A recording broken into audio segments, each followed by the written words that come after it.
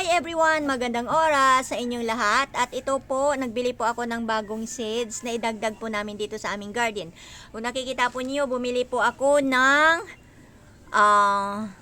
talong, ayan talong, okra at saka ampalaya. Itatanim, andyan po ng aking pamangkin. Tutulungan po niya akong magtanim sa aking rooftop garden. I-update ko lang po kayo ulit dito sa aking rooftop kasi kung makikita po ninyo, tag-ulan na at ayan, ang tataba talaga ng aking mga halaman. Ang tataba ng aking mga, ayan o, yung aking lemongrass, grabe talaga, wala siyang humpay. Mayroon pa doon sa dulo o, yung aking, ayan, dumami na naman ang malunggay. At ang aking mga, may tumubo nga dito na ano hindi ko nga alam kung magbunga ito. Ayan ang aking, ito, ayan. Puro lang ito ano ito? Spring onion. At ang mga saluyot na marami. Ayan. So ito may saluyot pa. So teka nga muna, magpalit ako ng tsinelas. Dali lang ha. Wait for a while.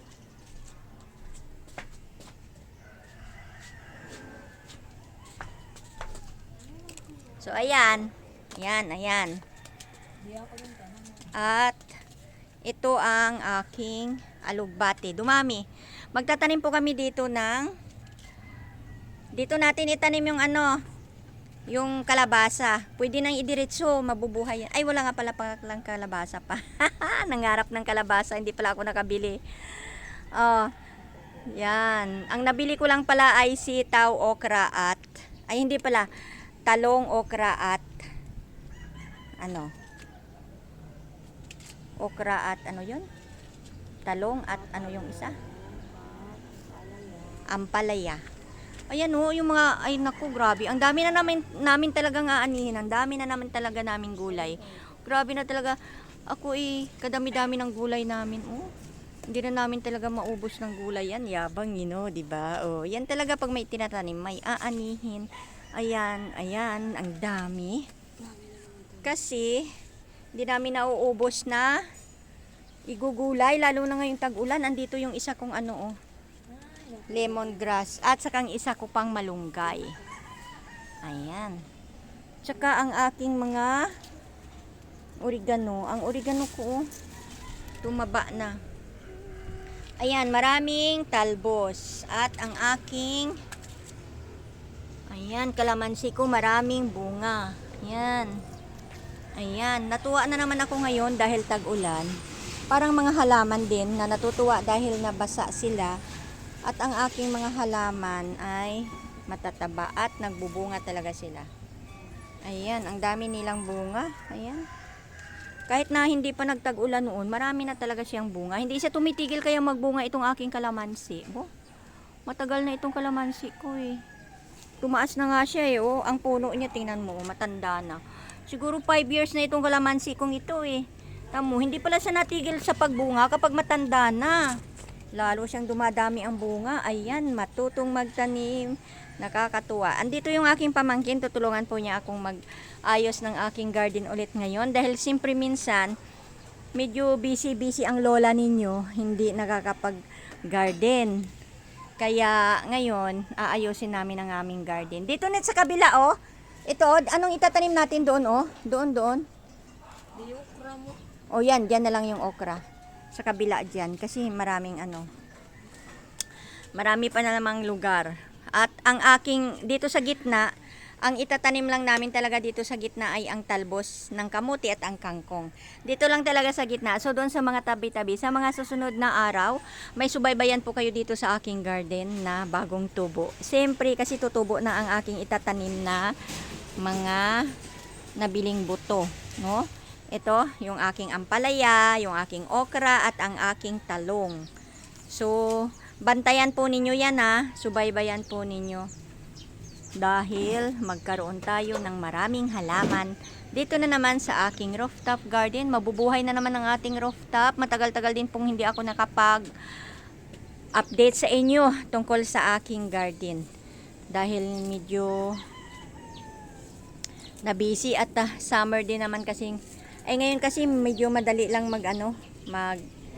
magpatubo ng mga halaman dahil tag-ulan. Kaya hindi na ako mag-effort para magdilig ng mga halaman. So, actually kung ikikwento ko po sa inyo, itong aking garden ay nag-start ito noong 2019 hanggang ngayon.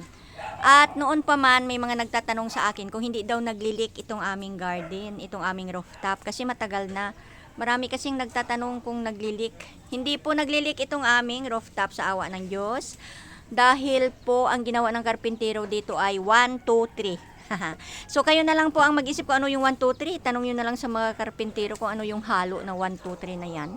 Kung buhangin, kung tree, o semento, o whatever, bato.